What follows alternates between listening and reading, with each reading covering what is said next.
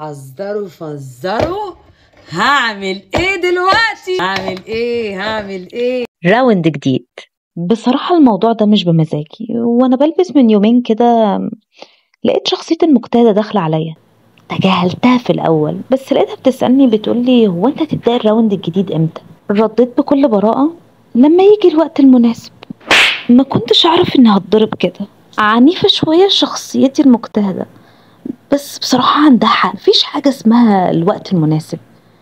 افتكرت نفسي وانا بقعد معاها كده واقول لها ابدأي في الحاجة وهي هتخلق لنفسها الوقت. اكتشفت كل ما اقول طب نستنى اسبوع بس اظبط مش عارف ايه كده، مفيش حاجة بتظبط.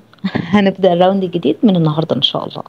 راوند جديد مدته شهر، 4 أسابيع، يعني 4 موضوعات. كل اسبوع في موضوع معين، كل موضوع عليه 3 تاسكس اساسيين بجانب ديلي سبيكينج تاسك. بس كده. ايه ده؟ طب مفيش شهادة؟ بصي، رغم انك طماعة بس ترى والله ما راح ابخل عليكي. مش هبخل عليكم انتوا كمان. ان شاء الله مع نهاية الراوند هيكون في شهادة. مش مطلوب منكم غير انكم تكتبوا اسمكم في الكومنتس تبع الفيديو ده انكم خلاص معايا في الراوند الجديد. جماعة قبل ما نمشي بقى، الحياة عموما محتاجة حماس. حقيقي الحياة مجهدة بشكل غير متوقع على كل الناس. كل واحد فينا عنده كده لخبطة في حياته بشكل ما.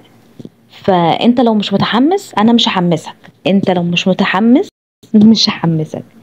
لازم تكون متحمس انك تعمل حاجة لنفسك. عايز تنمي مهارة، عايز تطور لغة، عايز تعمل اي حاجة، لازم انت تكون مسؤول عنها ومتحمس ليه. لازم انت من جواك كده انا عايز اتعلم، هتابع معاها الشهر ده وهقضي على الموضوعات اللي هي هتعملها كلها.